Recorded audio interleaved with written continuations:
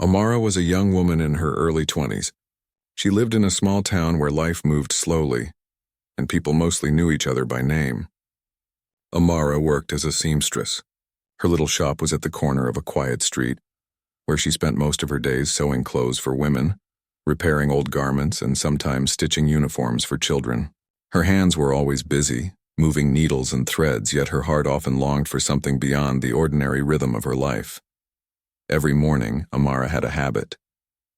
Before opening her shop, she would stop by a small cafe on the main road. It was not a big cafe, but it smelled of freshly baked bread and hot coffee. The warm air inside gave comfort to those who passed by. Amara would sit near the window, order a simple cup of coffee, and take a few minutes to prepare herself for the long day ahead. It was her little ritual, something that gave her peace.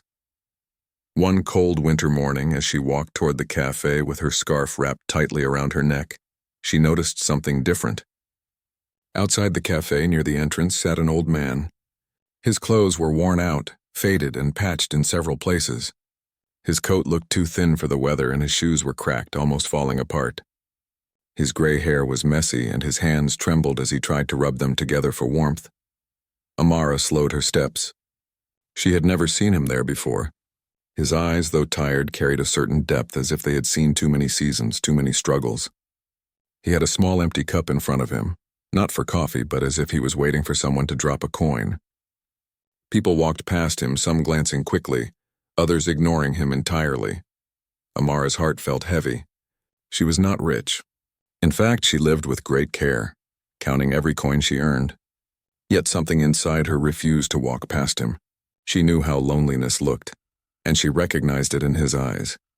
She entered the cafe as usual, but her mind was not on the coffee she was about to drink. She kept thinking about the old man sitting outside in the cold.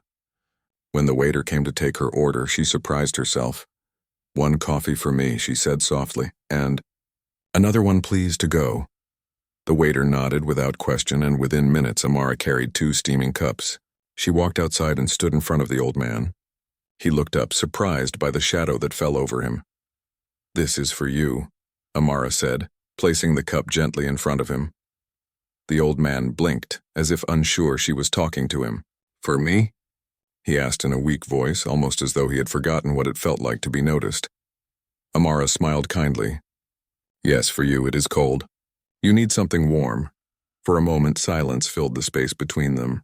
Then the old man's lips trembled, not from the cold, but from the unexpected kindness. He wrapped his hands around the cup, trying to absorb its warmth. "Thank you," he whispered, his voice breaking slightly. Amara simply nodded. "Everyone deserves a warm morning," she said. And then, unsure of what else to add, she walked back into the cafe with her own cup.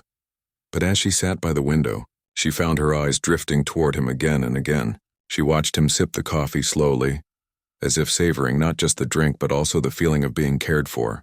It was a simple act, yet something told Amara that it meant more to him than she could imagine. That night, after closing her shop, Amara thought about the old man again. She tried to push the thought away. After all, she had her own worries. Her rent was due soon, and she had several dresses to finish before the weekend. Yet her mind returned to the image of his trembling hands holding the cup and the gratitude in his eyes. The next morning she returned to the cafe as usual. To her surprise, the old man was there again, sitting in the same spot. This time he looked up as soon as she approached. His expression carried a quiet hope, though he didn't say a word. Amara hesitated for a moment, then went inside and bought 2 coffees again. When she handed him the second cup, he smiled faintly and said, "You are kind, child." She sat down on the bench beside him, something she had not done the day before. "Do you come here often?" she asked softly. The old man nodded slowly. "I sit here most mornings. It is quieter than other places." Amara studied him. His face carried lines of hardship, but his eyes had a strange gentleness. "What is your name?" she asked. "Idris," he replied after a pause. "Long ago people used to call me Master Idris, but that was when I still worked."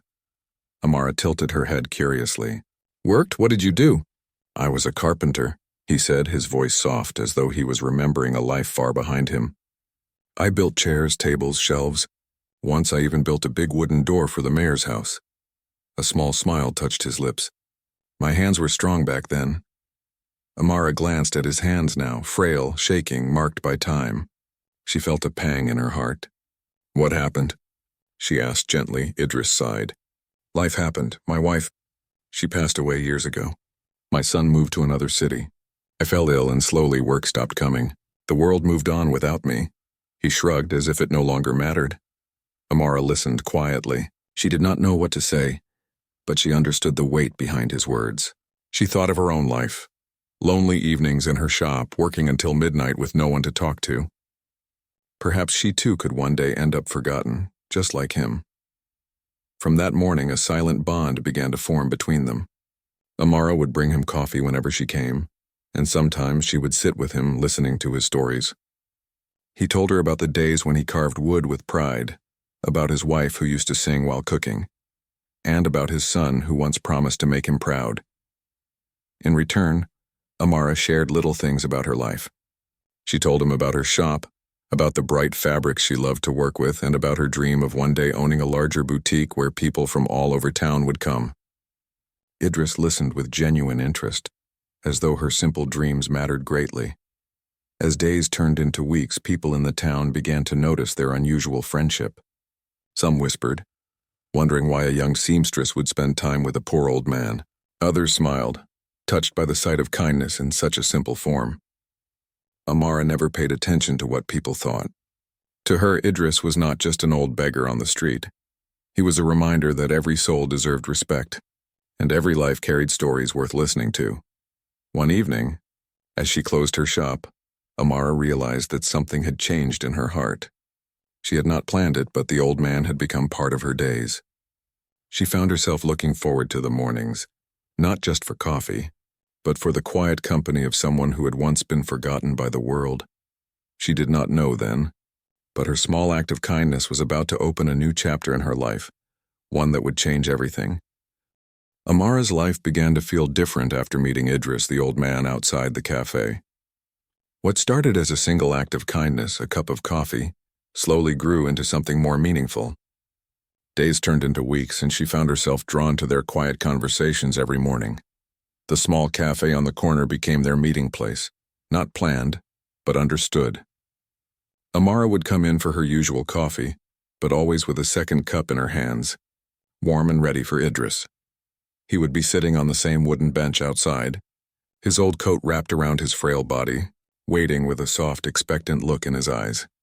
At first, Amara thought their talks would remain simple greetings, but soon Idris began to share his life story piece by piece, as though each morning unlocked another memory. Amara listened with patience, realizing that sometimes all a person needed was someone willing to hear them. Memories of a carpenter Idris told Amara about his younger days. He had once been a skilled carpenter, known in town for his fine work. His hands, though shaky now, had once been strong enough to shape wood into beauty. "I remember," Idris said one morning, wrapping his hands around the warm cup she gave him, "when I built a dining table for a rich family. They wanted it polished, grand, something that would impress their guests. I worked for weeks, carving each detail, smoothing every corner. When it was finished, they praised me. They said it would last for generations. Do you know, child, I still wonder if that table is in their home today, carrying memories of meals long after they forgot my name." Amara smiled, her eyes shining with respect. "That means your work lives on, even if people forget who made it." Idris chuckled softly. "Maybe so. Wood holds stories just like people." Then his eyes grew distant and his voice lowered. "But time takes away strength. My hands could no longer hold tools. My eyes could no longer see the fine details. One by one, customers stopped coming. That is how silence came into my life." Amara's heart ached at his words. She thought of her own little sewing shop.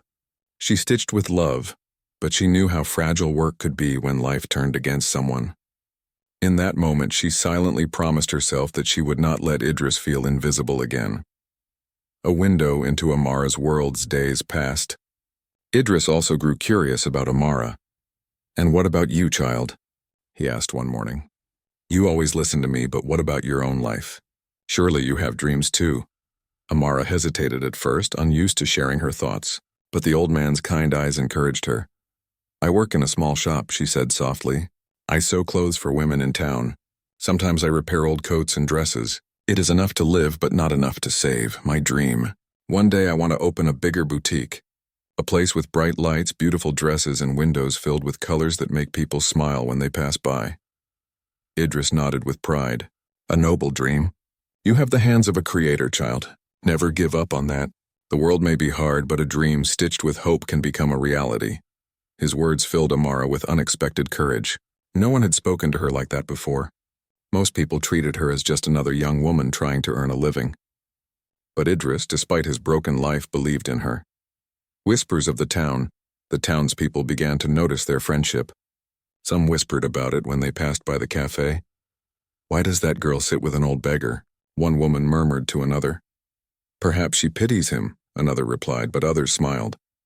It is rare to see such kindness these days, an older lady said, watching Amara hand Idris his coffee. She has a good heart. Amara heard the whispers but never cared. She did not help Idris for the sake of praise or to look generous. She did it because she saw him as a person with stories, wisdom, and value. For her, kindness was not a show. It was a choice. The gift of listening. One rainy morning, the cafe was unusually crowded, so Amara invited Idris to sit inside instead of outside on the bench. They found a quiet corner, and over steaming cups, Idris shared something more personal than ever before. My wife, he began slowly. Her name was Amina. She had the sweetest smile. She used to sing while cooking. Her voice was soft like a lullaby. When she left this world, my house became so quiet that I could hear my own heartbeat echo. Amara's eyes softened with emotion. She could almost picture it. The lonely house, the silence pressing against the walls, the absence that spoke louder than any sound. I tried to fill the silence with work, Idris continued. But wood cannot replace love. And then, my son, he left for another city. He said he needed to build his own life, and I understood. But years passed and letters grew fewer. Now sometimes I wonder if he even remembers me. Amara reached across the table, her fingers gently touching the back of his wrinkled hand. I don't think children ever forget their parents, she said softly. Perhaps he is busy. Perhaps life has kept him far. But deep inside, he will always remember. Idris looked at her with gratitude. You remind me of my Amina, he said quietly. She too had a way of making pain sound lighter. Amara's quiet struggles. Though Amara gave Idris comfort, she herself carried burdens. Her shop often struggled to make enough money. Sometimes customers delayed payments, and sometimes fabric costs were higher than she expected. At night, she stitched by candlelight, her back aching, her eyes tired. Yet no matter how exhausted she was, she still made time for Idris every morning. It was not just about giving him coffee anymore. It was about connection, about reminding each other that they were not alone in the world. There were days when Amara felt hopeless about her own future, but Idris's presence gave her unexpected strength. And there were days when Idris's loneliness grew heavy, but Amara's kindness lifted it away.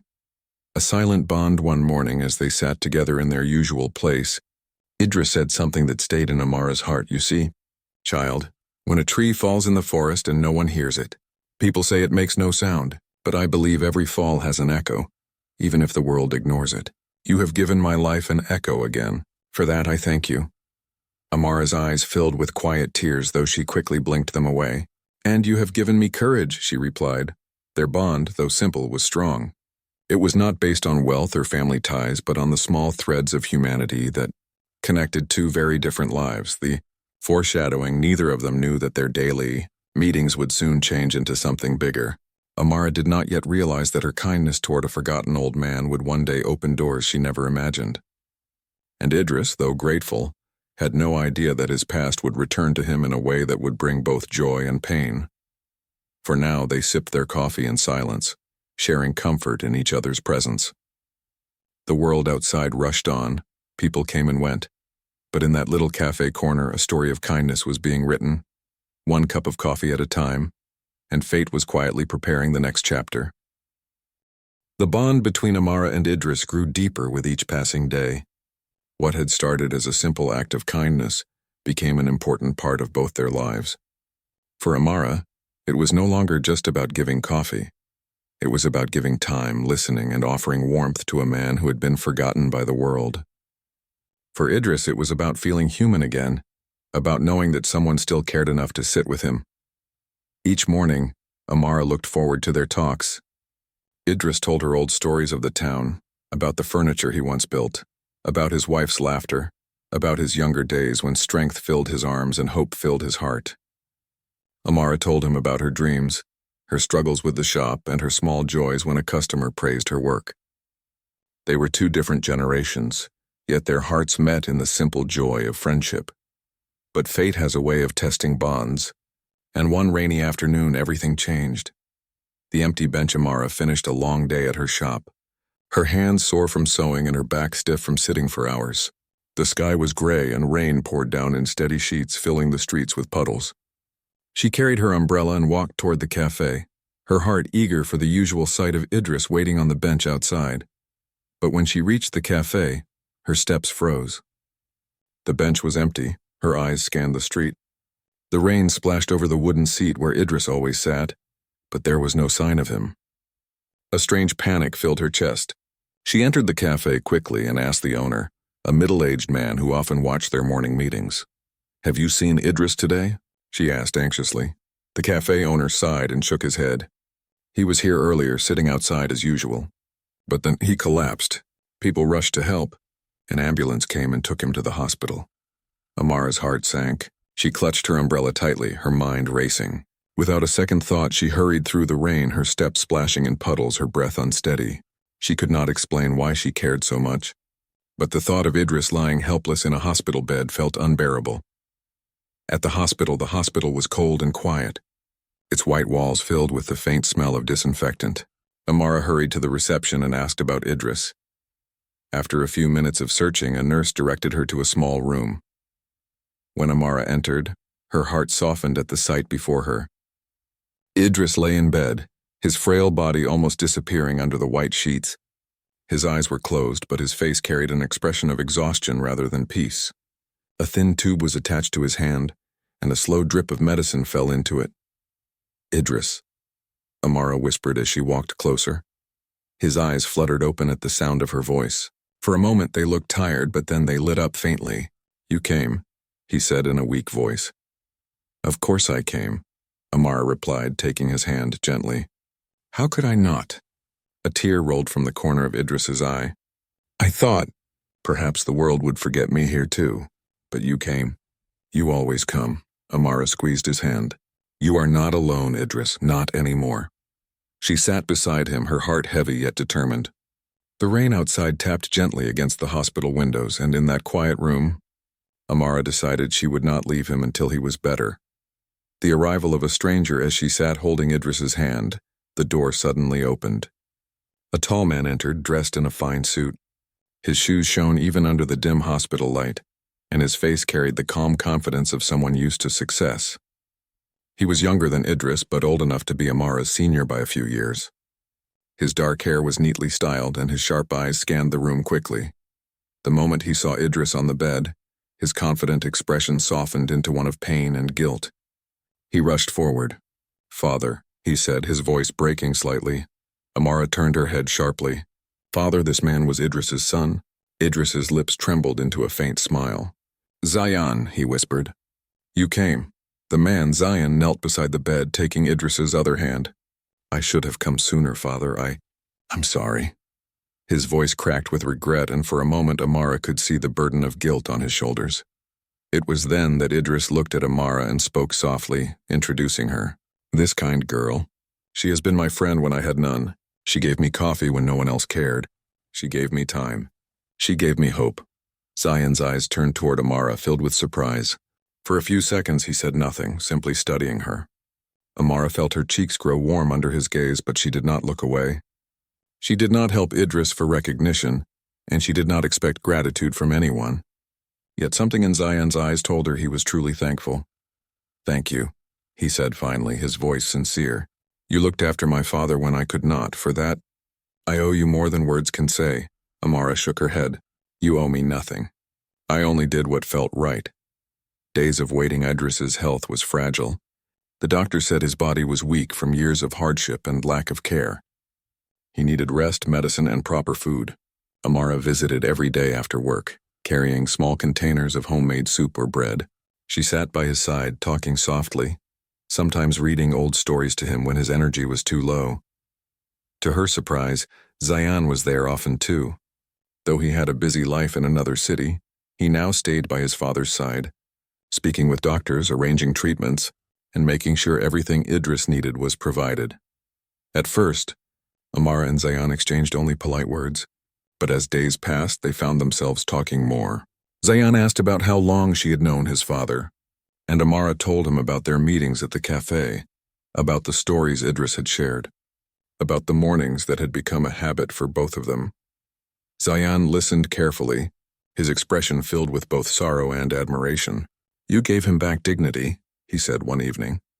"Do you know how long it has been since I saw him smile the way he smiles when you sit beside him?" Amara looked down at her hands, embarrassed by the praise. "Sometimes all a person needs is someone to listen." Zayan nodded. "And you listened when even I failed."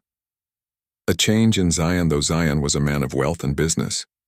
He began to see life differently as he watched Amara. Her simple kindness, her quiet strength, and her willingness to give without expecting anything in return moved him deeply. He had always thought success meant power, money, and reputation. But in Amara, he saw a success greater than his own, a success of the heart. One night, after Idris had fallen asleep, Zayan and Amara found themselves alone in the hospital corridor. The faint hum of machines and the smell of disinfectant filled the air. "Why do you care so much for him?" Zayan asked gently, his eyes searching hers. "You hardly knew him before." Amara looked at him calmly. "Because kindness does not need a reason. Because one day I may be old and alone too. And if someone gives me even a little warmth, I will know I mattered."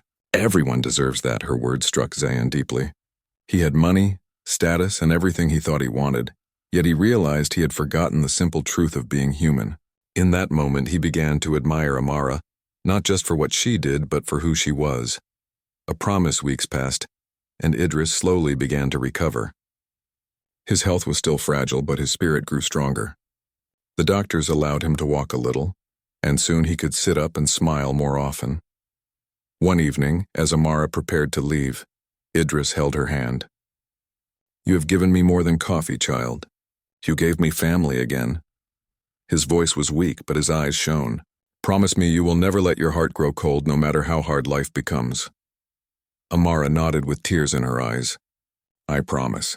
And though Idris could not know it then, his son Zayan had silently made a promise too. Never again would he let his father feel forgotten. For Amara, the story had started with a cup of coffee, but as she left the hospital that night, she felt it in her heart. This was only the beginning. Something greater was waiting for her, something that would change her life forever. The days that followed Idris's illness were filled with both worry and hope. For Amara, life seemed to take on a new rhythm.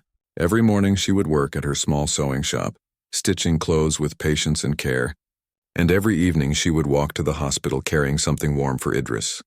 Sometimes soup, sometimes bread, sometimes even a small handmade gift like a scarf or a soft pillow stitched with her own hands. Zayan was always there too. At first, Amara thought his presence was only out of duty, but as time passed, she realized it was more than that. He stayed not only because Idris was his father, but because he wanted to be there. Slowly, the distance between father and son began to close, and in those quiet hospital nights, a new kind of bond started to form among the three of them. Idris grew stronger with each week. His cheeks, once pale, slowly gained color, and his weak voice became firmer. He began to tell more stories, this time not just to Amara, but to Zayan as well. One evening, as they all sat together, Idris spoke about his carpentry again. "I still remember the smell of fresh wood," he said with a smile. "Every piece had its own character. You could tell if the tree grew in strong winds or gentle fields, just by touching the grain." Amara listened with shining eyes, and even Zayan, who had spent most of his adult life behind desks and offices, found himself fascinated.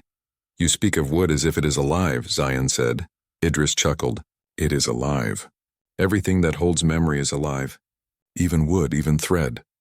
He glanced at Amara, who blushed slightly, realizing he was speaking of her stitching. Amara lowered her eyes. "I suppose that is true. Every dress I make carries a story too. Sometimes a bride's gown, sometimes a child's uniform. Clothes hold emotions just like furniture holds memories. Zion looked at her with quiet admiration. He had lived in a world of numbers and contracts. But here, in the presence of his father and Amara, he began to see life differently. Quiet admiration. Zion often found himself watching Amara when she didn't notice. He saw how carefully she adjusted Idris's blanket, how gently she encouraged him to eat, how patiently she listened to his long stories. There was nothing forced about her kindness. It came naturally, like sunlight through a window. One evening, as Idris slept peacefully, Zion turned to Amara. "You remind me of something I had forgotten," he said softly. Amara tilted her head. "What do you mean?" "You remind me that love is not shown in big things but in small acts," Zion explained. "I spent years chasing success, building wealth, thinking that was what mattered. But I left behind the simplest thing, a father who only wanted time with me." Amara looked at him with gentle eyes. "Sometimes life teaches us through loss, but it is never too late to give love." Her words struck him deeply. In that moment, Zion realized something he had not noticed before. Amara was not just kind, she was wise. She carried strength not in riches but in her heart. A visit to the shop. After several weeks, Idris was well enough to leave the hospital. Though still weak, he could walk with a cane and sit comfortably in a chair.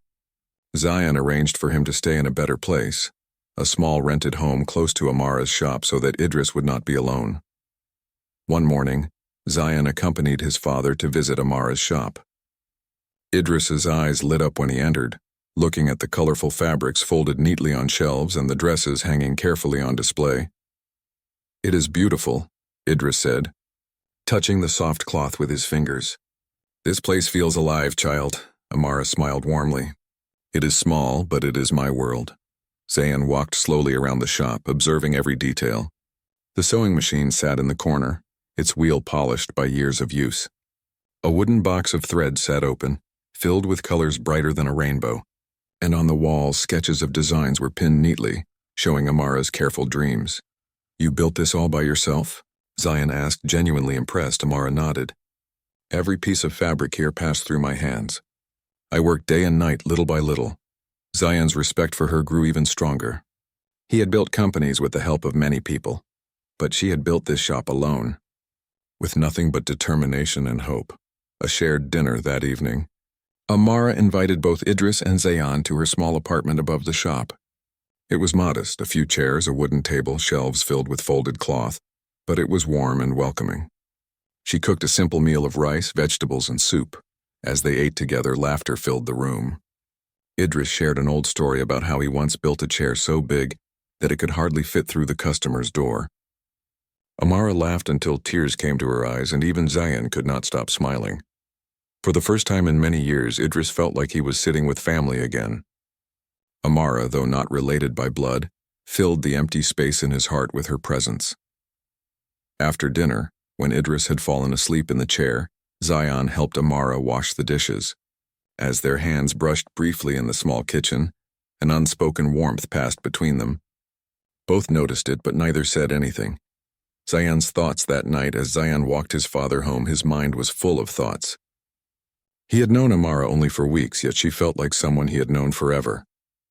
Her kindness, her humility, her quiet strength, everything about her touched his heart. He began to wonder what her life had been like, working so hard alone. Did she ever have someone to care for her the way she cared for others? Did she ever allow herself to rest, to dream beyond survival? For the first time in years, Zion felt something stirring inside him. Not just admiration, but a deep desire to be part of her world. Idris's wisdom one afternoon. When Amara had stepped out, Idris spoke to his son. "You look at her differently, Zion," he said with a knowing smile. Zion was startled. "Father," Idris chuckled softly, "I may be old, but I can still see clearly."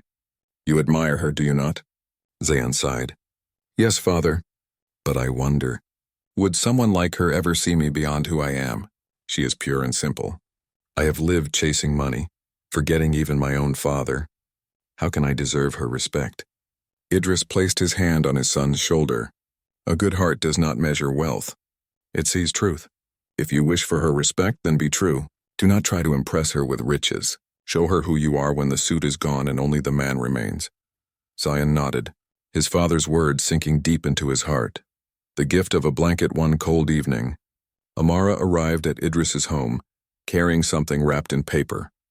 She handed it to him with a shy smile. "What is this, child?"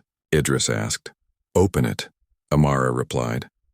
Idris carefully unwrapped the package to reveal a handmade blanket. It was stitched with care using pieces of fabric in different shades, forming a beautiful pattern. It was not perfect, but it carried love in every thread. "For you," Amara said softly, "to keep you warm." Idris's eyes filled with tears. "You have given me more than warmth, Amara. You have given me family again." Zion, watching from the side, felt his heart swell.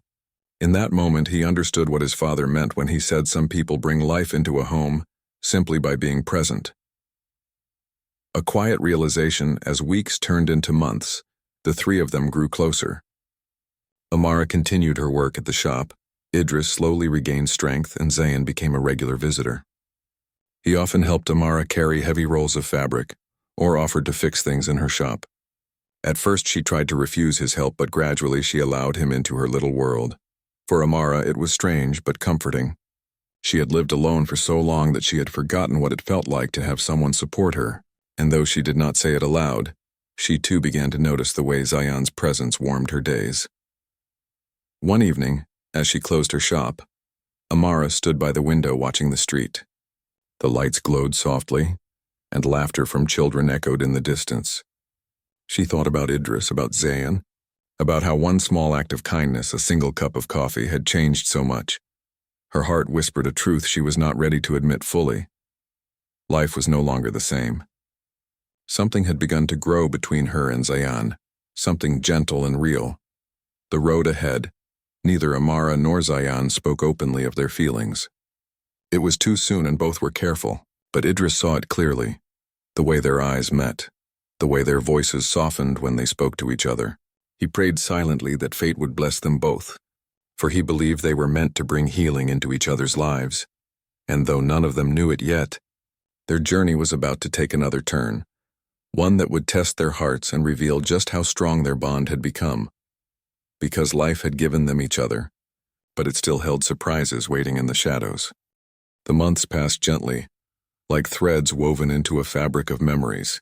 What began as a simple act of kindness in a coffee shop had now become the center of three lives bound by love. Respect and quiet understanding. Idris, though older and weaker than before, grew healthier with each passing week. His eyes carried more life. His steps became steadier and his laughter returned to fill the air. Zayn often accompanied him for morning walks, while Amara visited almost daily with her warm meals and her gentle spirit.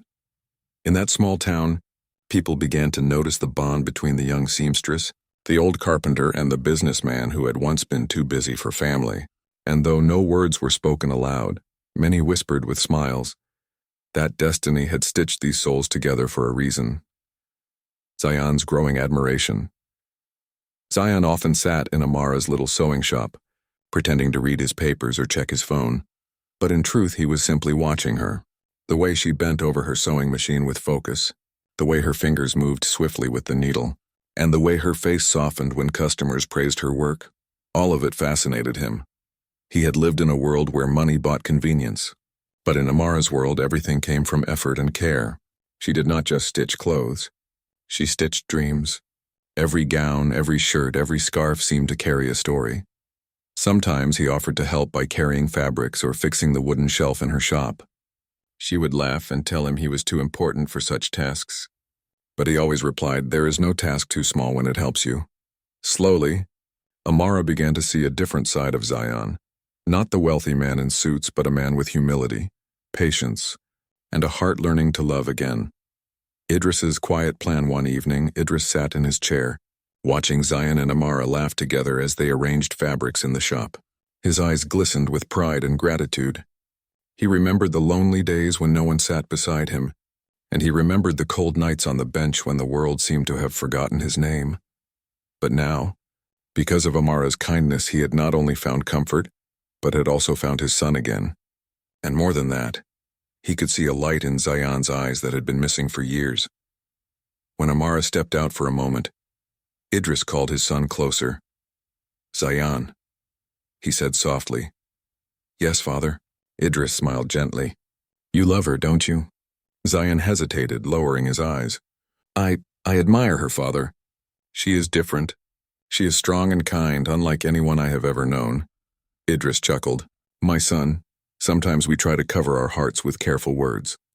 But love cannot be hidden. I see it in your eyes, Zayan sighed. I do love her, father. But I wonder, would she accept me? She is pure and humble.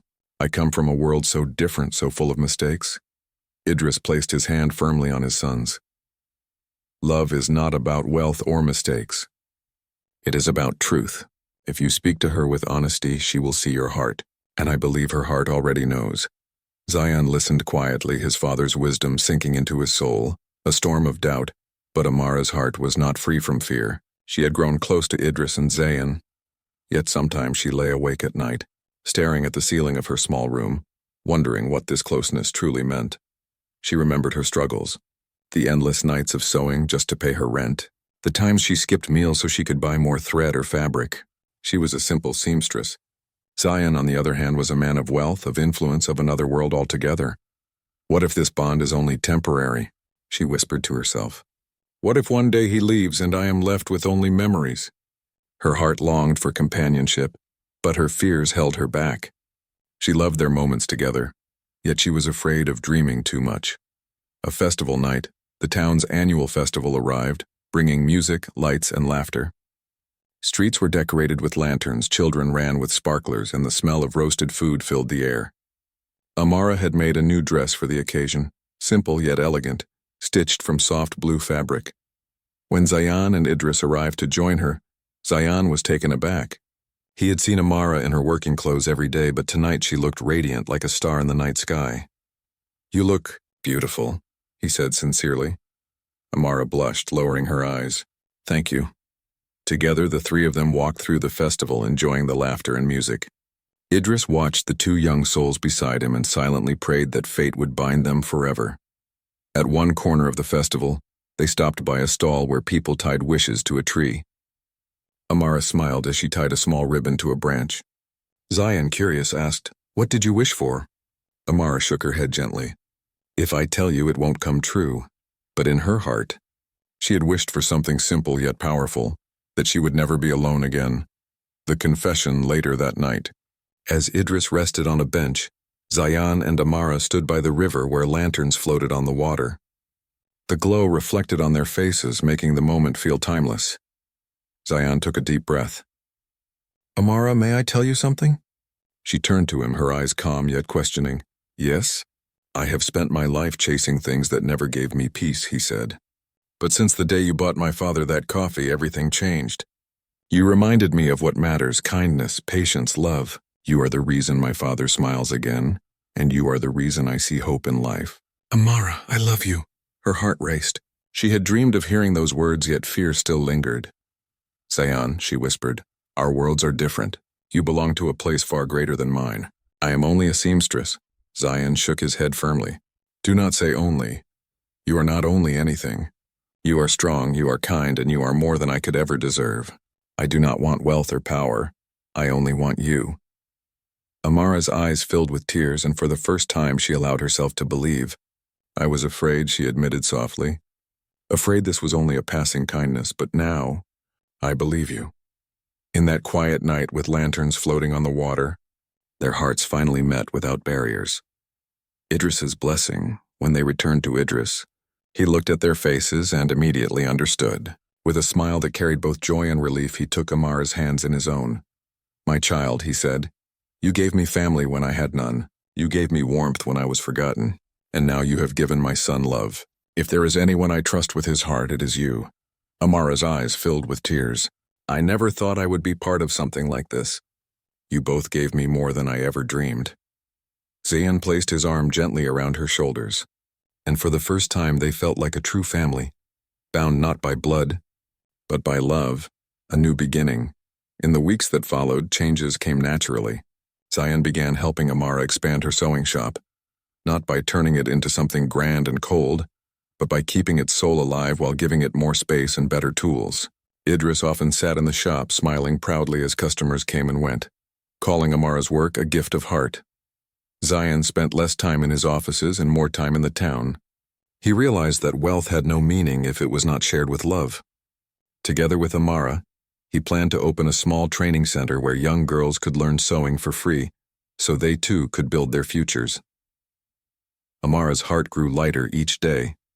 For the first time, she no longer feared being alone. She had found not only love, but also a family that cherished her.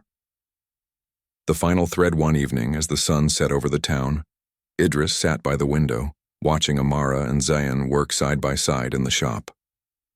His heart was full. He whispered to himself, "A cup of coffee, and look at the life it gave me." He closed his eyes, not in sorrow, but in peace, for he knew that no matter what time gave or took away, his son and Amara would carry forward the bond they had all built together. And as the stars appeared one by one in the sky, the story of a young seamstress, a poor old man, and his son became more than just a tale. It became a reminder that kindness, no matter how small, can change lives forever.